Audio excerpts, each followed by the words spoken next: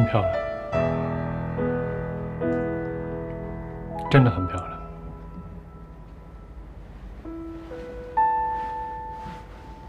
我和尚文芳也拍过婚纱照，她也曾为了我穿上白色的婚纱，就这样站在这儿，对着我，甜甜的笑。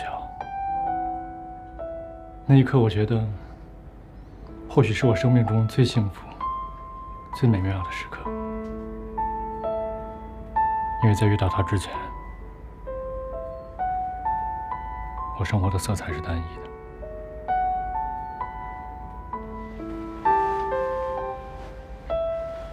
我是那么爱他，那么爱，可他还是消失了。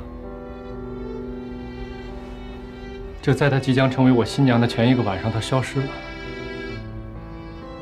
就是这样一个女人，给了我希望，又让我陷入无尽的绝望之中。你告诉我，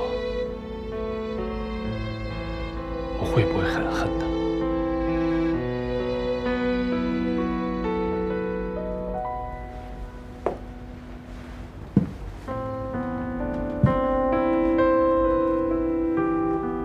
你很像他，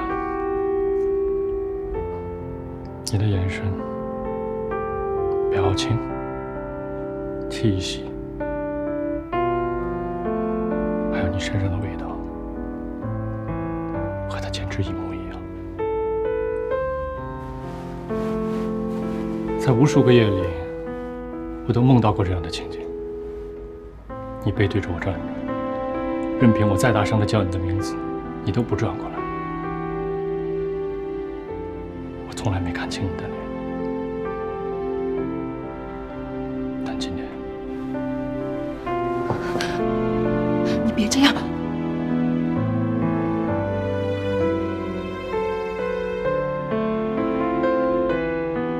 而且还看得很清楚。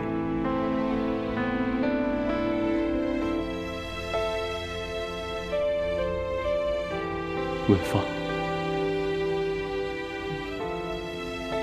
文芳，就让我这样抱你一会儿，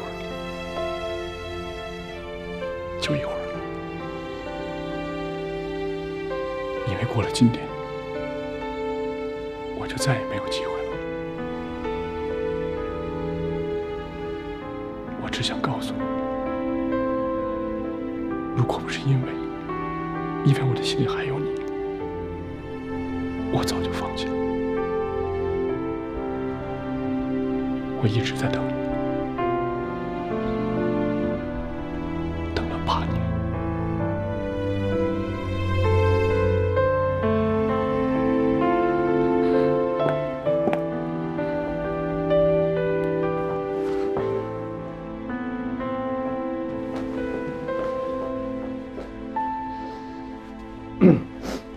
我先回去了。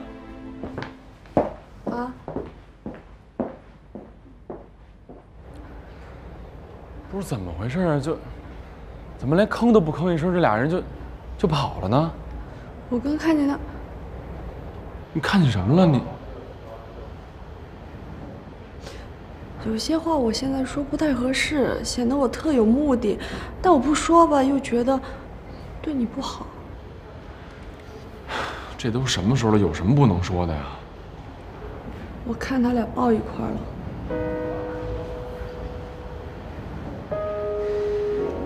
看清楚了吗？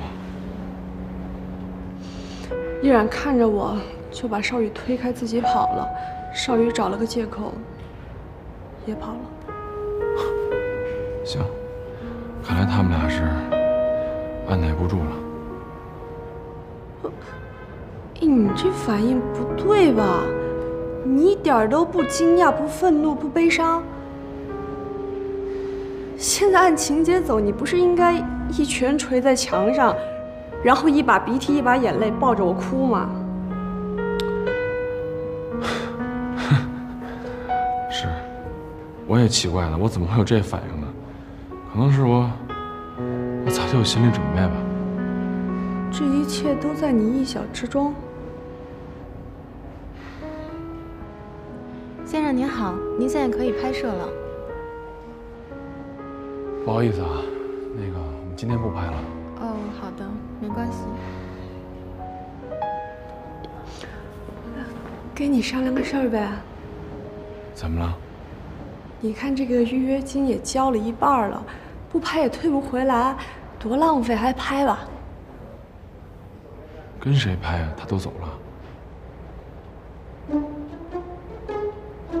你？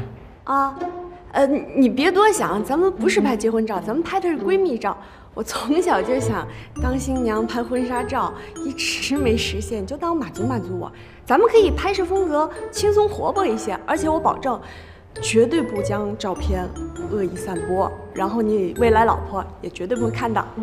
不是我跟你拍这不合适吧？怎么不合适呀？你这thân行头2小时吧弄了，你钱也花了，什么都不弄，这才叫不合适吧？走了。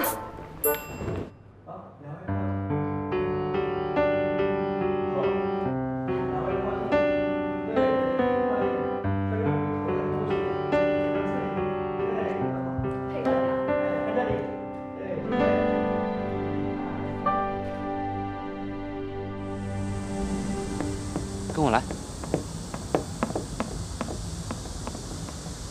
坐这儿，坐这儿。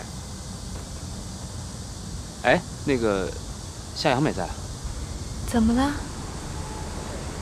啊，没事。哎，对了，这是5万块钱，我刚从银行取的，你先给你们老板交个定金。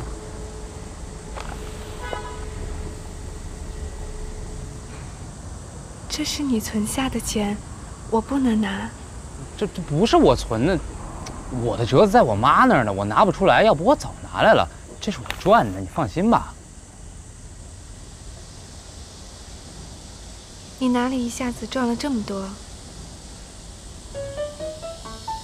没看出来吧？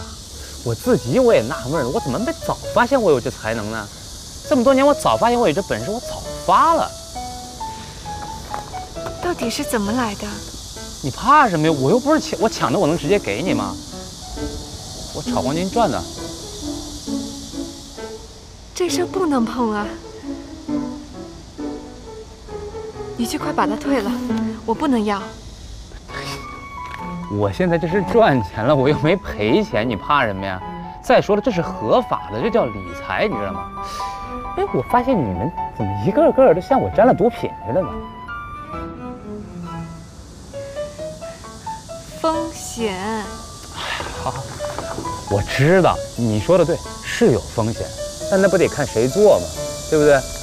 我这不是赚钱吗？你看似我对这个一窍不通啊，但是我赚钱了，不是吗？美国华尔街那帮精英想方设法就想做空黄金，可是最后怎么着？你看，那财大气粗的高盛公司不是还是退出了吗？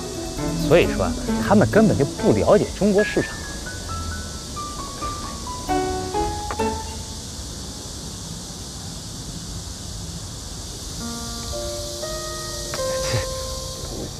我知道他有点土，但是我们家有这个规矩，媳妇儿一进门吧就得打件金器。其实我就是想让你知道，我什么都能处理好，不管是这咖啡厅的资金，还是我妈的事儿。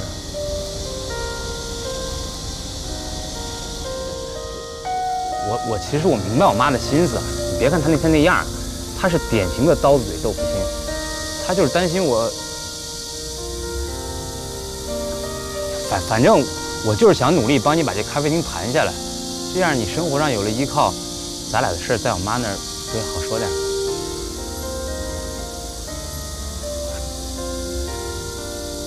不是我不相信你，有些事情很难，我知道。我不想你太辛苦，我可以等。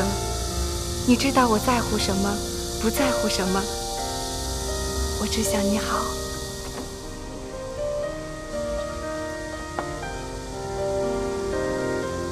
小傻瓜。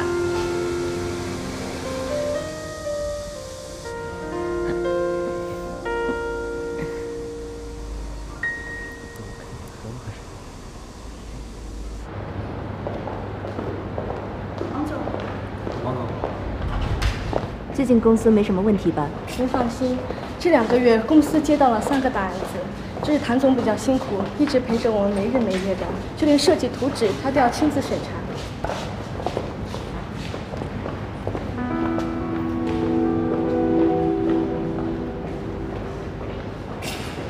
这是我们公司刚来的员工依然。依然。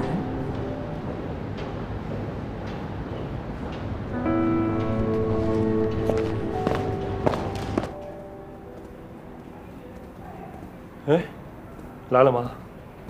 少宇，我刚才看见尚文芳了。你看错了，那是我们公司新来的职员，叫依然，长得像而已。你确定？我当然确定了。正好这个博乐公司的合约也来了，一起看看。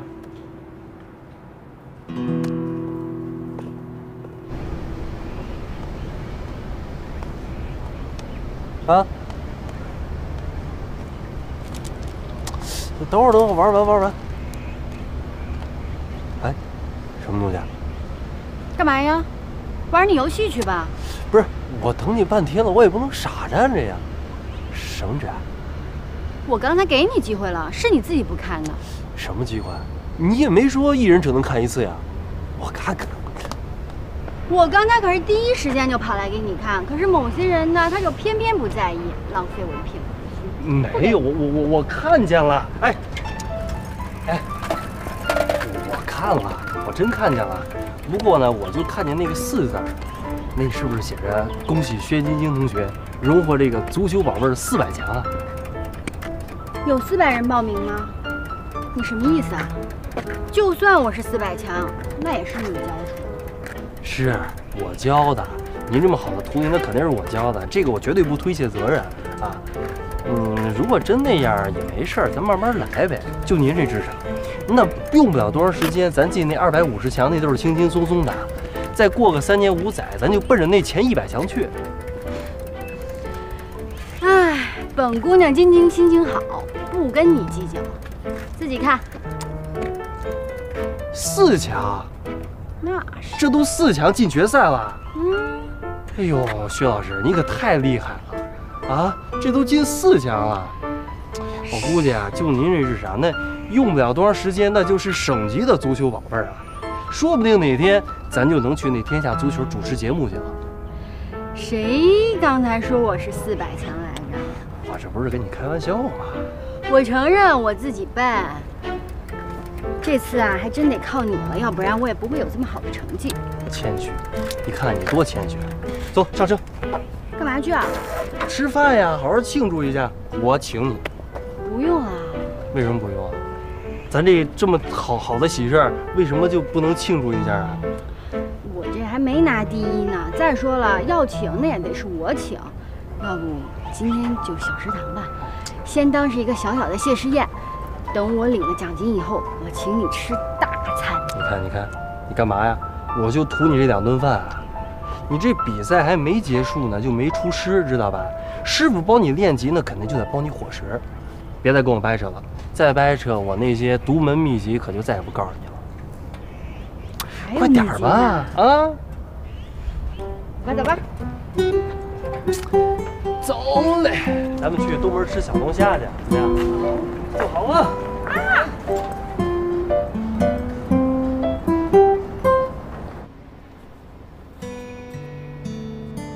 一个手镯就把你打发了，这钱咱们得还给他。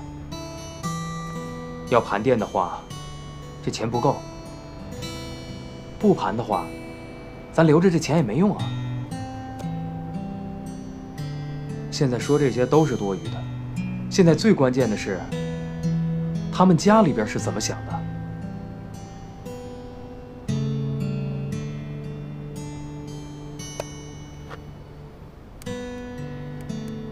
自己家人都会介意，更何况别人呢？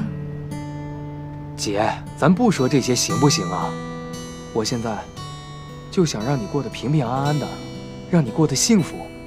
我知道他不介意，但是这个事情已经牵扯到咱们2个家庭的关系了，不仅仅是你们俩。一直以来，我都是家里的负担。你到现在也从来不考虑自己感情的事情，我也知道，是因为我拖累了你。姐，你说什么呢？没有这回事儿。这些我都知道，所以我们一直辛苦到现在，就是为了让别人不这么去想。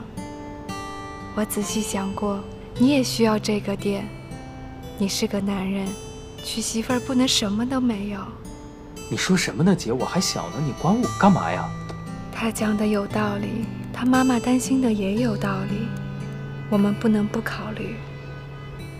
我整理了一下账目，说实话，还差的不少。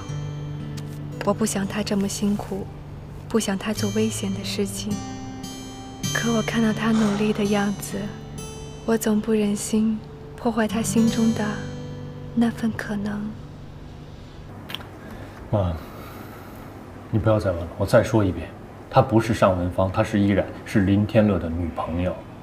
这个女人就是换100个名字1000张脸我也认得，你也不用蒙我，她是谁你心里很清楚。少宇，你难道忘了当年她对你做了什么？尚文芳已经是很久以前的事情了，她已经过去了，请你不要再提，我也不想再听。现在咱们说回到依然，依然只是我公司的一位员工，她工作很认真，我希望你不要因为我的缘故而去刁难她，可以吗？她如果永远消失在你的生活里，不再来祸害你，我自然什么也不会说。可是她现在回来了，居然还要嫁给林天乐，她在你的生活圈子里还阴魂不散，这说明她根本不愿意放过你。妈，我怎么就跟你说不明白呢？我回来了。哎，这有谁呀？梅兰妮，梅兰妮，这是我母亲。哦，阿姨好。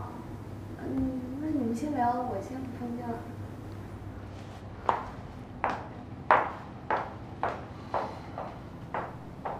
梅兰妮，她是梅龙温的女儿。是。少宇，你在干什么呢？他们家的房给咱们抵债了，你也住进来了，你还把她留在这儿，你是想要她给你下毒吗？妈，你能不能不把所有的事情都想得那么复杂、那么消极，可以吗？他的父母现在连人影都见不到，梅兰妮也没有地方住，我只是暂且收留她而已。她人很单纯，你不要把她想得那么复杂，可不可以啊？你就是心太软，你这样的性格能干成什么事儿啊？是，或许我什么也干不成，但话说回来，如果不是因为咱们家，他也不会变成现在这个样子。得饶人处且饶人。少宇，你能不能让妈少操点心呢？你人什么样你不清楚，但是妈清楚。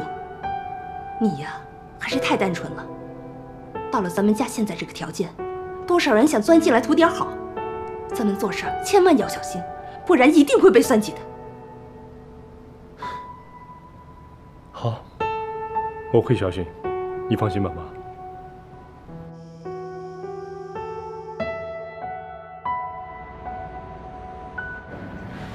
依然，你去趟会议室吧，王总找你啊，来，我帮你。哦，谢谢。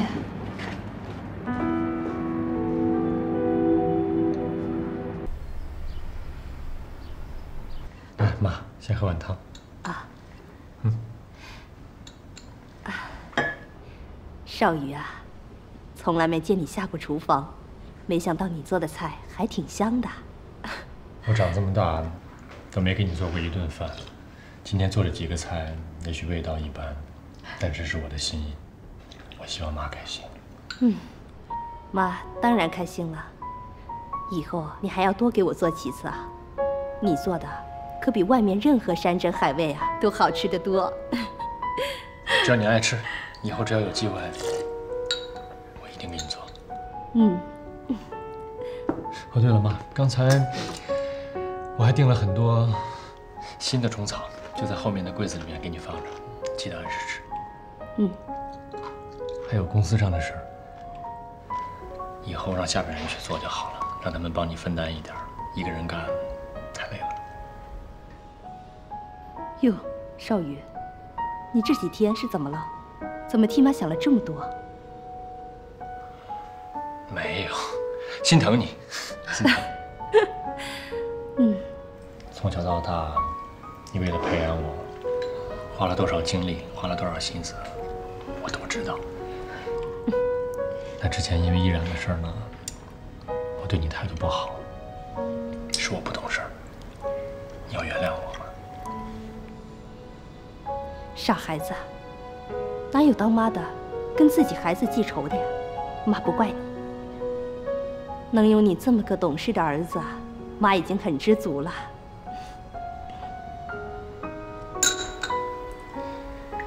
妈，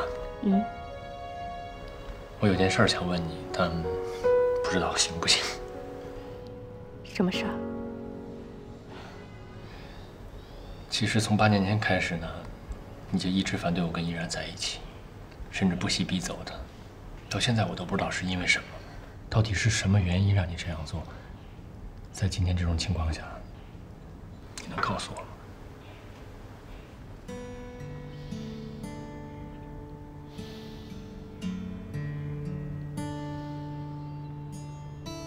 少宇，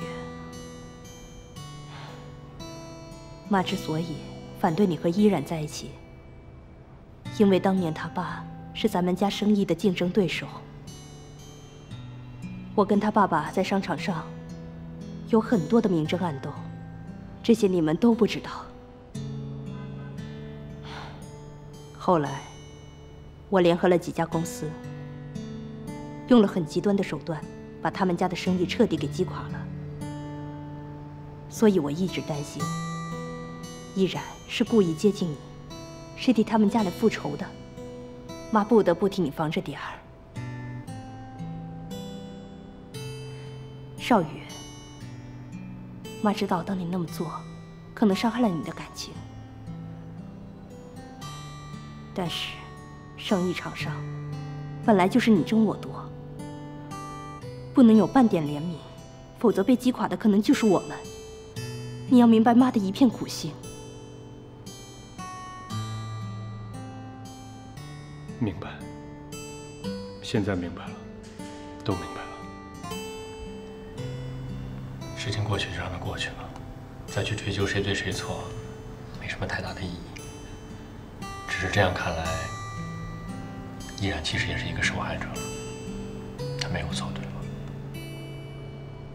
少宇，很多事情不像你想的那么简单。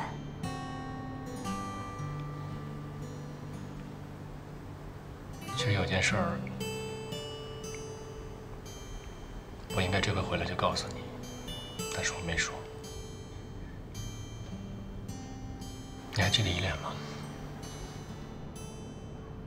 哦，依然的妹妹。那孩子挺可爱的，怎么了？是啊，又可爱又聪明，但她不是依然的妹妹。是我女儿，是你孙女。你说什么？她是你女儿？对。你当时逼走依然的时候，她已经怀了我的孩子，只是她没有告诉你，只是一个人默默的离开，选择独自抚养她长大。依恋。真的是你女儿，是我的亲孙女儿。是。妈，你把我养大，知道养一个孩子有多不容易，所以这些年，依然受了多少委屈，受了多少磨难，我想你也应该明白。而且他遭受的这些罪，或多或少的都是由我们间接造成的，你说是吗？所以过去这些年，不论依然做了什么，对也好，错也好，那都是过往了。我希望你可以用一种宽容的心态去看待它。如果时机允许的话，我真的希望你去多和他接触接触，多去了解了解他。你会对他改观的。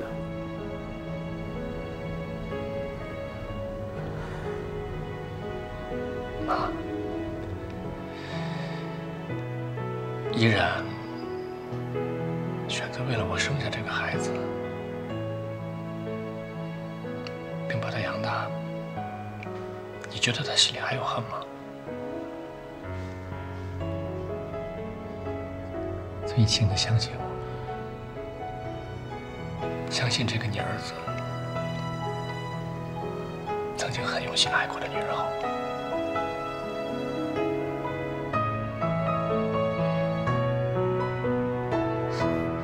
谢谢妈。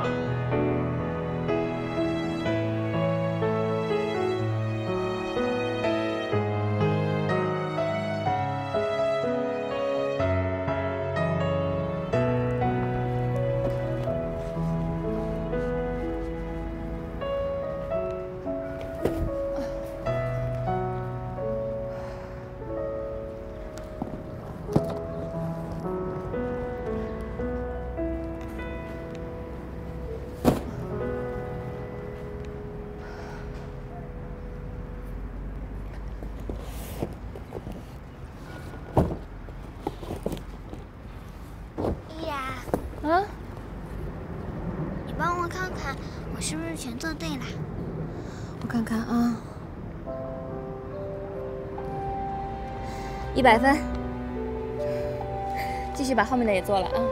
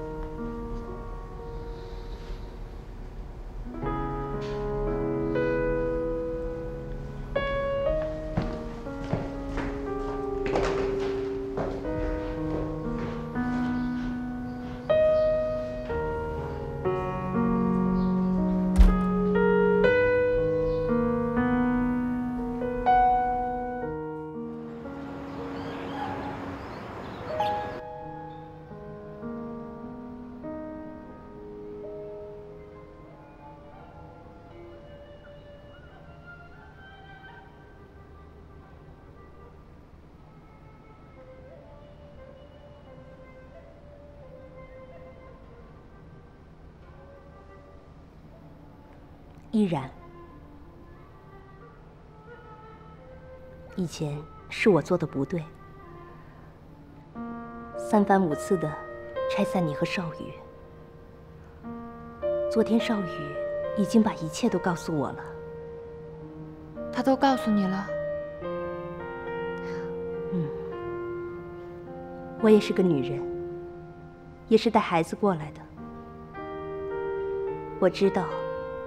一个女人独自抚养孩子，有多么的不容易。这些年，你一定吃了不少苦吧？其实，这些年有依恋陪在我身边，更多的还是快乐。而且我一想到， 依恋是我跟少宇的孩子，那些苦啊、累呀，真的都不算什么了。我今天看见你和依恋，你们生活在一起，虽然过得并不富裕，但是却很充实，也很温馨。我真的非常感动。 都怪我太自私了，一味的要求少宇按照我的意思去做，让你们2个承受了这么多年的痛苦。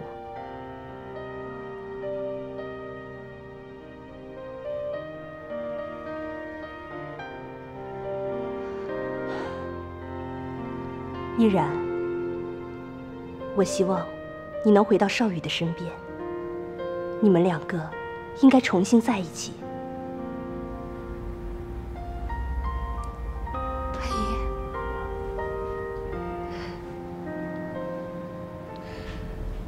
谢谢你，终于接纳我们。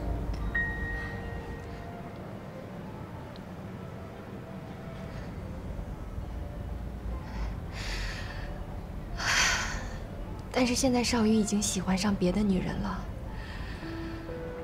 我们已经分手了。他喜欢上别的女人？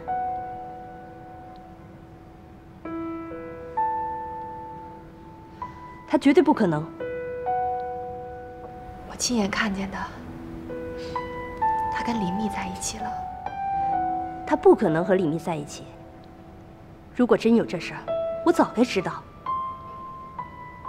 他一定是在演戏给你看。演戏？这里肯定有原因。他现在干嘛还要演戏啊？他没有理由再骗我了。不如我们一起去找他，当面问问这到底是怎么回事。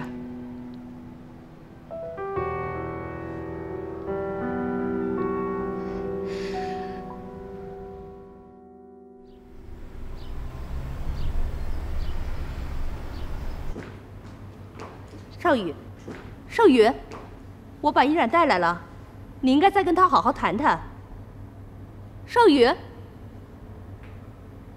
依然，你去坐会儿，我上楼看看。好。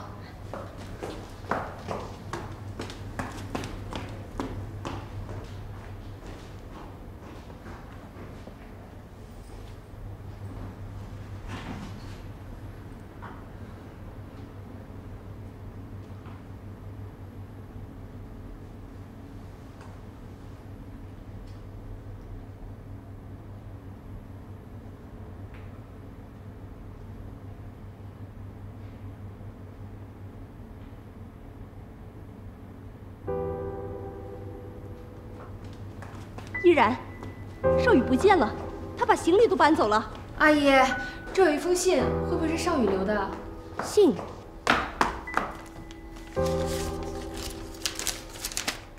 请原谅我的不辞而别，我有点事儿，要先离开一阵子，不用来找我。我想此时此刻，妈，你一定见过了依然，她是我生命中唯一爱过的女人。我希望你们能够彼此接纳，为了我，把之前的不愉快全部忘掉。还有依恋，依恋非常聪明可爱，希望你们能够好好的抚养她，给她快乐和温暖。祝你们永远幸福快乐，我会默默的为你们祈祷。少宇。阿姨，少宇这是怎么了？为什么突然走了？是啊。我这就去公司找找。好，你快去，一定要找到他。好的，等我的消息啊。嗯。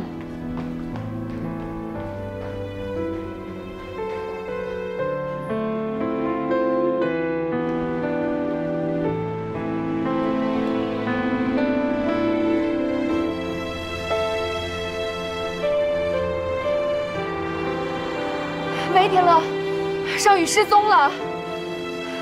好。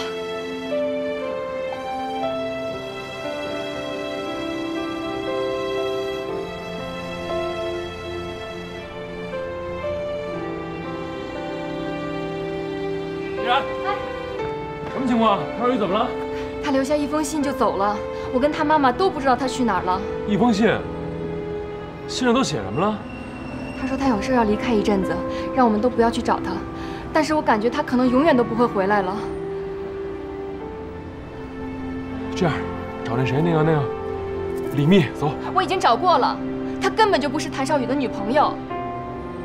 而且上次那回也是因为谭少宇要气我，特意逼他演的一出戏。啊？公司的人都在到处去找，一有消息就会通知我们的。等会儿。有点给我说懵了。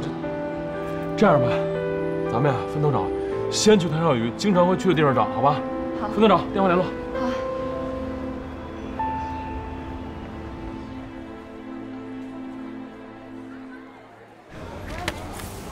点吧。兰妮啊，请爸爸吃饭干嘛这么破费呀？随便吃点就行了。哎呀，我发奖金了，请老爸吃点好的。你这孩子，别把自己搞得这么累。你看你都瘦了，这样下去身体不行的。啊？爸，我是成年人，不是孩子。而且我告诉你，我已经计划好了，我先多接几个案子，然后积累点人脉和经验，到时候我就可以自己开工作室了。可是你这个样子，爸爸看着心疼啊。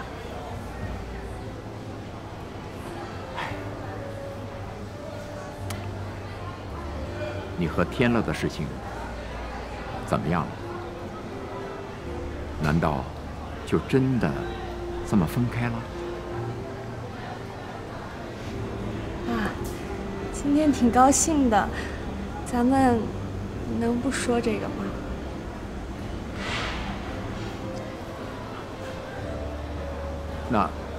那你和莫哲两个人的事儿呢？我跟他聊过了，他向我道歉，而且说他那天太冲动，让我一定跟您说一声对不起。爸，其实莫哲这个人也没有那么坏，他就是小孩子脾气，一动起气来说一些气头上的话，你别往心里去。兰妮啊，我觉得你还是离他远点好。这孩子不是你想象的那么单纯，真的。行了，我都饿了。好，来吧，点菜，叫服务员。服务员，点菜。妮妮啊，你的创作怎么样了？那个你要喝什么自己弄啊，我先把这图呈了。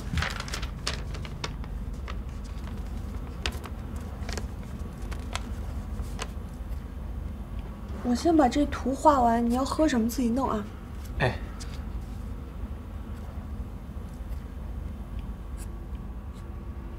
妮妮啊，你今后有什么打算？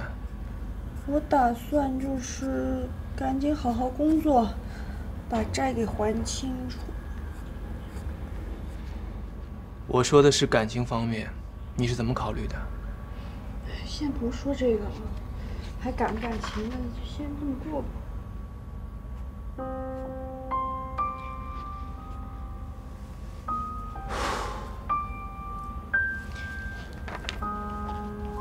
梅兰妮。说。我回去想了很久，我也试图说服我自己忘了你，但我做不到。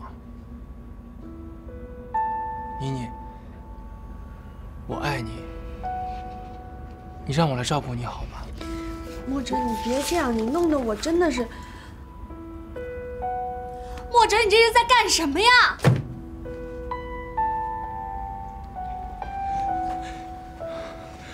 你告诉我呢，我哪儿不好？我可以为你改，我真的可以。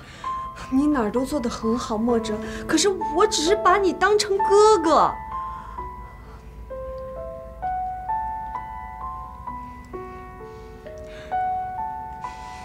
我到底哪儿比不过林天乐？林天乐他能给你的，我可以给你；他给不了你的，我付出一切代价也可以给你。给我一次机会，好不好？莫哲。天乐没有关系，就算没有林天乐，我跟你之间，我们两个也是不可能的呀。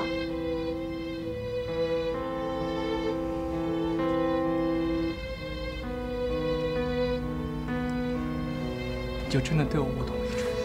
你是我的家人，家人，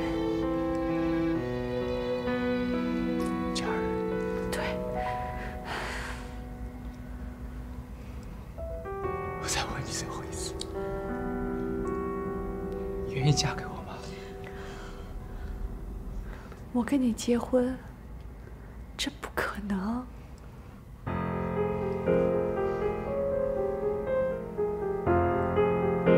为什么不可能？我为你做了这么多，为什么不给我一次机会？冷静一点，妮妮，我爱你，为什么要离开我？你干什么？我劝你走开！妮妮，妮妮，妮妮，妮妮怎么了？对不起，对不起，妮妮，我们去医院，我们去医院，妮妮。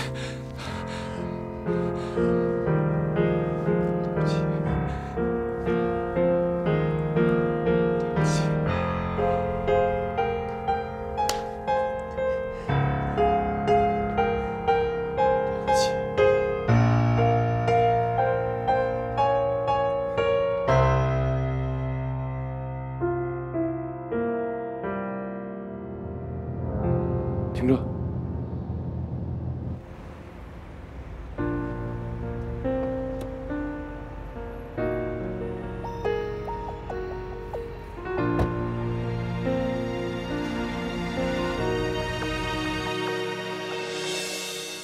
天空很蓝，世界好大，爱是否会悄悄消散？我喜欢你，做我女朋友呗。是否感受到我为爱发狂？坚持多久才能靠岸？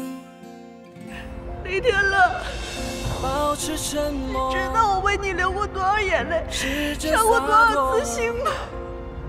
是我唯一有时候我都觉得我特别的恨自己。像一只发了疯扑火的名花有主，坚持着信仰的执着，为你快乐，宁愿束缚自我。也许这样不是彼此想要的结果。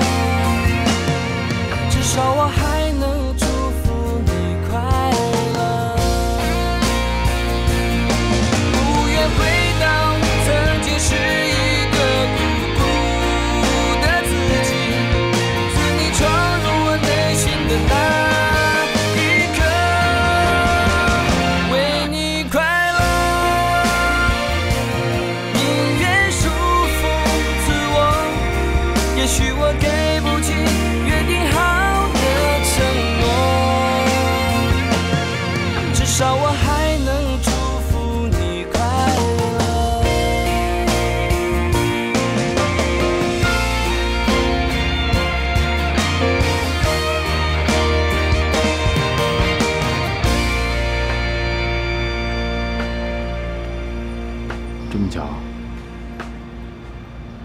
真巧。那么不愿意见我？你不也是吗？你今天怎么突然想起来这儿了？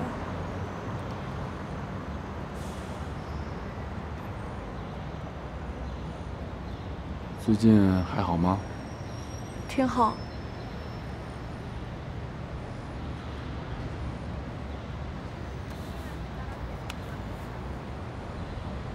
你头怎么了？我不小心磕了。磕哪儿了？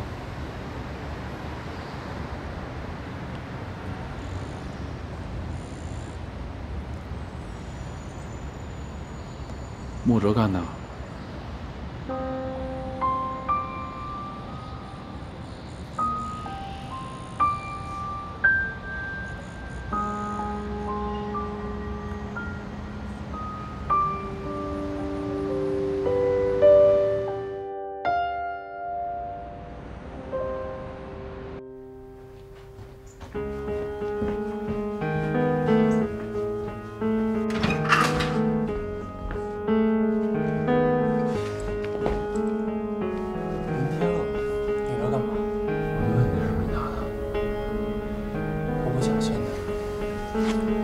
怪你的事，是吧？我死命啊！你看你他妈的放！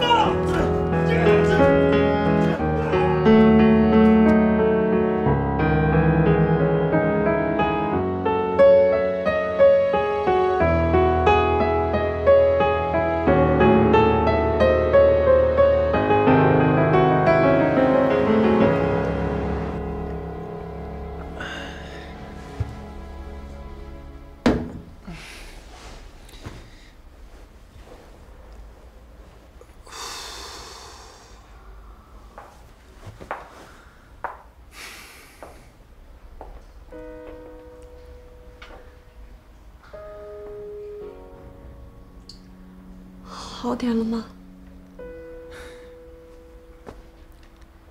你都看到了，林天乐竟然打我，我不会放过他。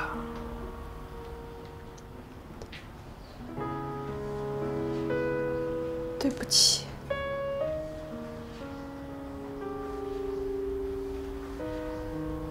你不用跟我说对不起。更不用替林天乐说，我已经让律师去准备材料，我让他坐牢，谁也别想救他，你也别想救他。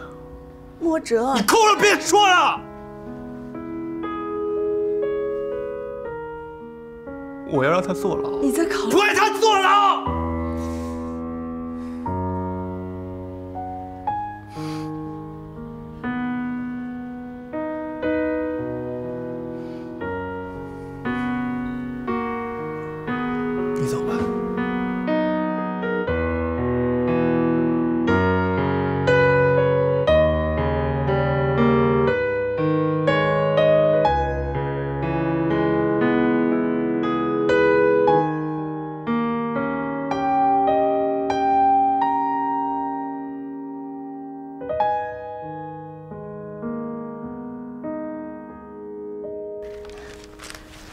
莫哲，我是代表林家来跟你道个歉，啊。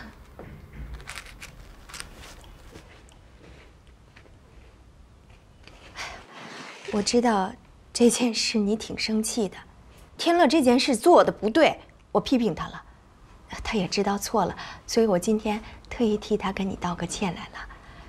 莫哲，大家都是生意场上的朋友，能不能互相忍让一下？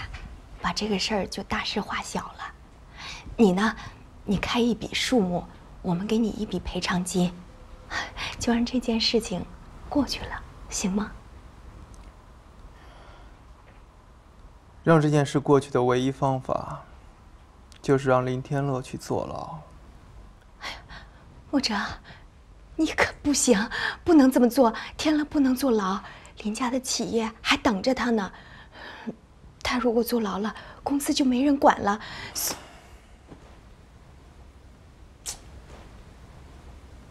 我真是没想到，林天乐居然让一个大肚子来给他求情，我对他很失望。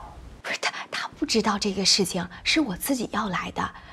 莫哲，你看看，有什么办法，咱们能妥善的解决一下，好不好？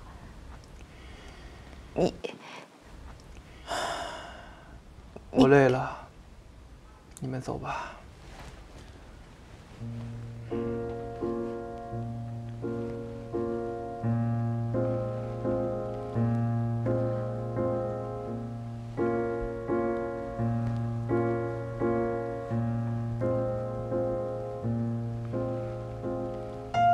阿姨，你要干嘛呀？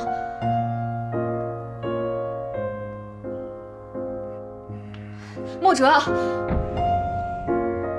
这是一个孕妇，又是你的长辈，你忍心吗？阿姨，你快起来！别管我，莫哲，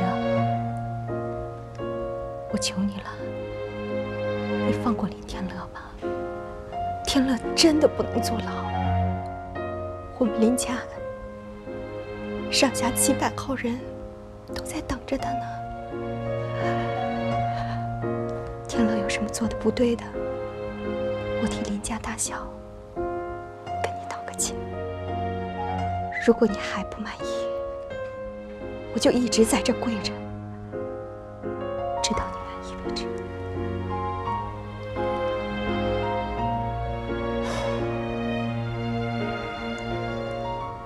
你起来吧。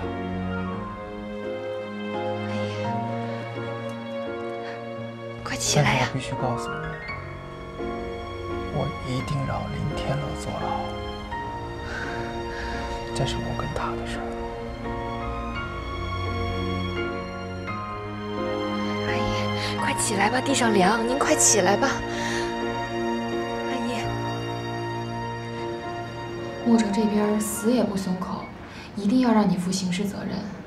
很多方法我们都试过了，甚至张阿姨她，我们都想尽办法了，软的硬的都不行。看来她还是不愿意放过你。唉，你说现在的情况真是挺难弄的。不过你放心，我们不会放弃的，会继续想办法的。你们就别操心我的事儿了，我自己的事情自己负责任，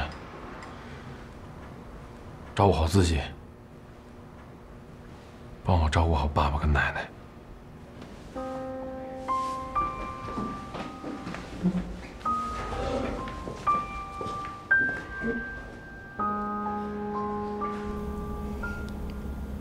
墨者的脾气我很清楚，一旦决定的事情很难改变。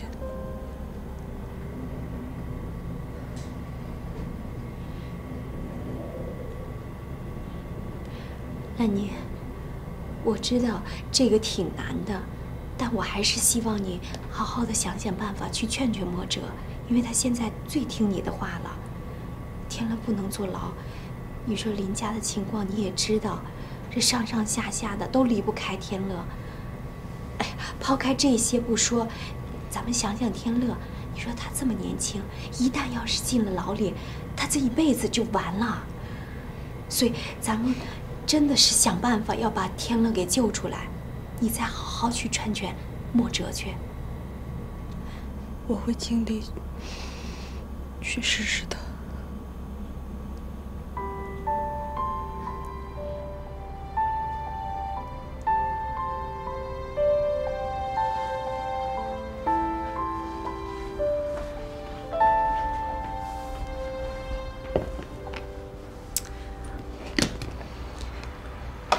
给你熬了点粥，还挺香的。那个，你能喂我一下吗？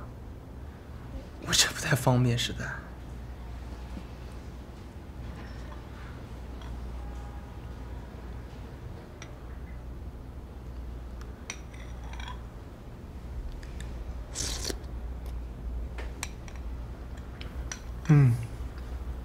挺好吃的。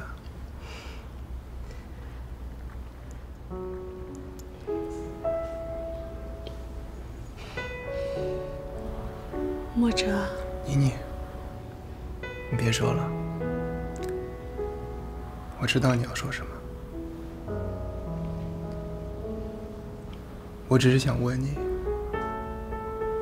如果现在躺在这儿的不是我，是林天乐，你会怎么想怎么做？我真的想知道，你到底是心疼我，还是心疼他？为什么你为他做那么多？天乐是因为看到我的伤，所以才误会你的。这一切都是因为我，都应该怪我。或者，你能不能看在我们这么多年好朋友的份上，这次就放过天乐吧？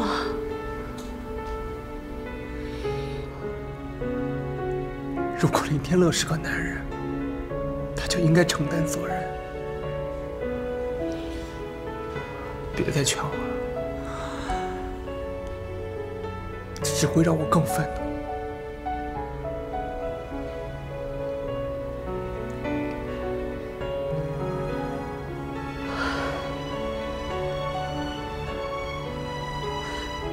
就没有别的办法吗？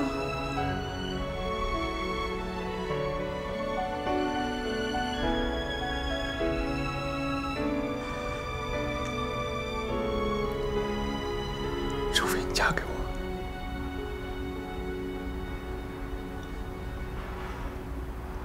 我爱你，妮妮，我真的爱你。我没有别的办法了。别怕飞得多遥远，把一切留恋停在分别之前。没什么会觉得遗憾，眼泪笑了的瞬间。感谢可以遇见你。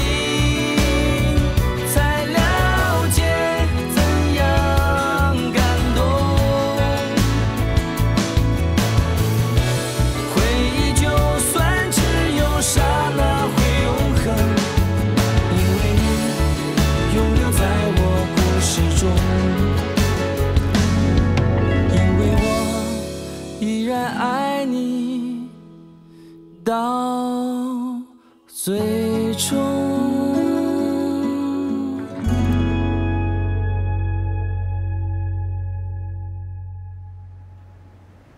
都这么多天了，少宇还是一点消息都没有，他到底在哪儿啊？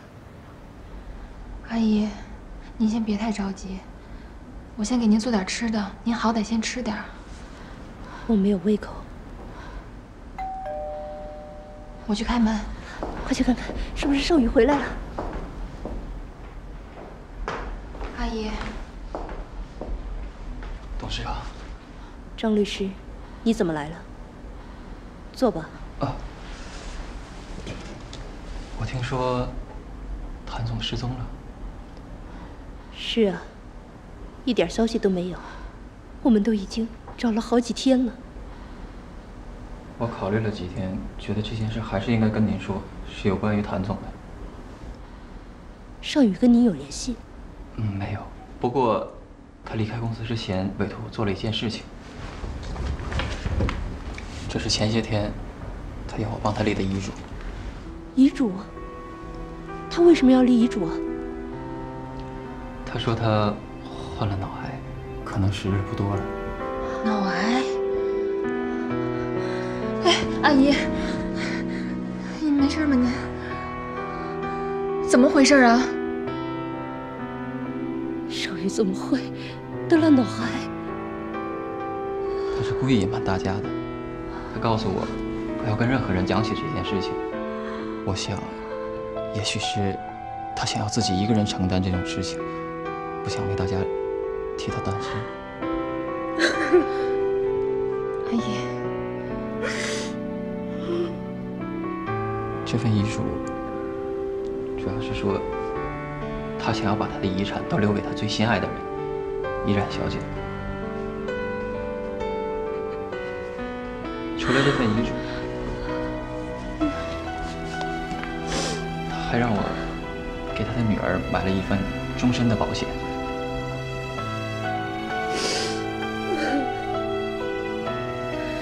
那他有没有说他去哪儿了？他没有跟我提起这件事，我也在想，为什么他突然一声不吭的就消失了。